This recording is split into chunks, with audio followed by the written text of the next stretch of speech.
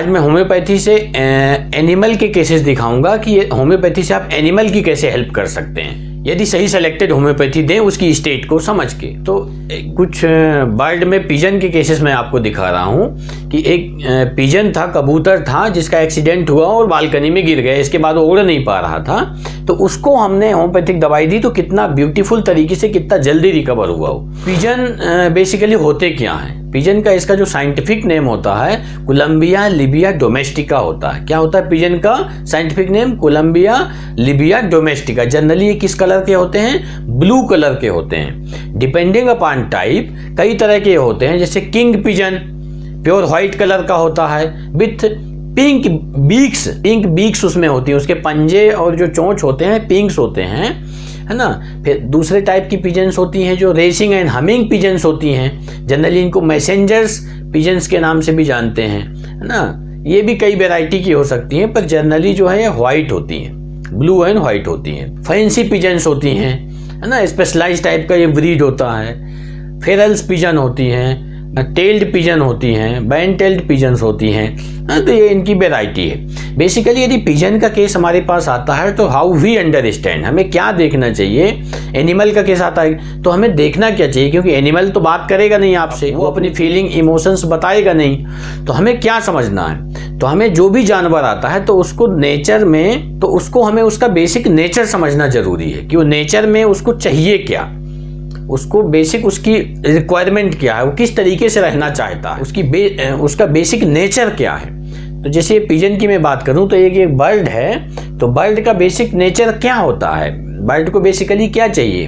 तो बर्ड को भी एक ग्रुप रिस्पांसिबिलिटी तो होती है, लेकिन उसको फ्रीडम चाहिए। तो जैसे ही उसकी जो है वो इंजर्ड होता है बर्ड और किसी के द्वारा पकड़ लिया जाता है तो उसकी फ्रीडम चली जाती है कहीं ना कहीं। तो इशू उसके साथ क्या रहेगा, रिस्पॉन्सिबिलिटी और फ्रीडम की। मैं अपने बाकी साथियों की जो रिस्पॉन्सिबिलिटी थी वो नहीं निभा पा रहा हूँ, अब मेरी जो फ्रीडम थी वो कहीं ना कहीं लॉस हो गई है। तो उसके साथ में क्या इशू रहेगा बर्ड के केस में, कि उसकी रिस्पॉन्सिबिलिटी एंड फ्रीडम का इशू रहेगा कि मेरी फ्रीडम कहीं ना कहीं चली गई, मेरी फ्रीडम किसी ने छीन लिया, मैं डिपेंडेंट हो गई या कि मैं डिपेंडेंट हो गया। क्योंकि बर्ड कभी भी ट्रैप होके, केज होके, सट होके नहीं रहना चाहता। उसे क्लोजिंग का इशू रहेगा कि मुझे किसी ने क्लोज कर लिया, सट कर लिया, है ना। तो जब भी वो ट्रैप होगा किसी के द्वारा, इंजर्ड होगा और ट्रैप कर लिया जाएगा, तो उसे यही उसके मन में फीलिंग आएगा कि मैं अब पकड़ा जा चुका हूँ, है ना, अब मैं उड़ नहीं पाऊंगा, उड़ नहीं पा रहा। सारे इशू रहेंगे। उसे ओपननेस चाहिए। क्या चाहिए बर्ड को?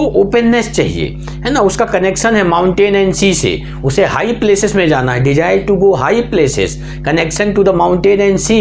वो घर के अंदर घुस के नहीं रहना चाहता, पिंजरे में घुस के नहीं रहना चाहता बर्ड का केस। तो जब भी वो इंजर्ड होगा तो यही सारी चीजें आएंगी, डिसकंसर्टेड रहेगा, घबराया रहेगा।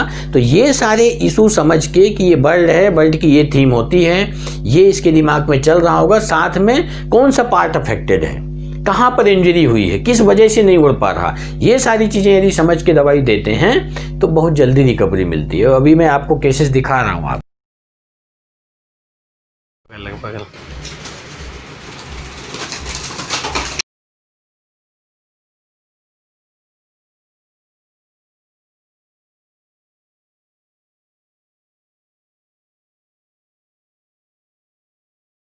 सामने रखो, देखना, मुझे बताना, इसको बताओ क्या हुआ। और थोड़ा दूर रखो, और दूर रखो। हाँ यहीं पर क्या हुआ इसको? उड़ रहा था हवा में, हाँ। बालकनी से टकराया और नीचे गिर गया। थोड़ा और दिखाना इसको, ऊपर करना। हाँ इधर इधर गर्दन हिलाओ। क्या हो गया था? बालकनी से टकरा गया था। हाँ फिर नीचे गिर के फिर उड़ नहीं पा रहा था। थोड़ा उड़ता है फिर नहीं उड़ पाता, बैठा रहता। अच्छा, आँख दिखाना इसकी, आँख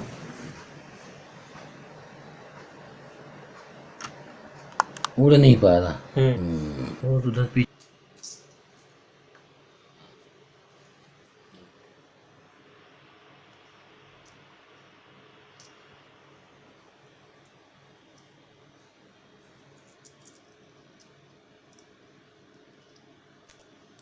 है, 2 गोली हुई।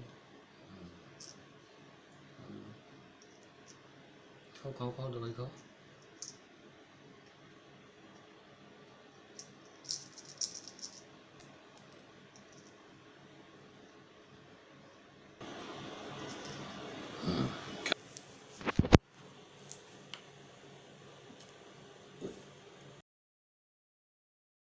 कैसा है ये पहले से अभी खाना वाना खाया है? पहले से तो सही है, खाना हाँ? भी खाया, खाया खाना भी खाया, क्या खाया? चावल और पानी भी है। हाँ, उड़ा दो, देखते हैं एक उड़ता। हाँ रखो, देखो उड़ता है कि नहीं, ट्राई करो।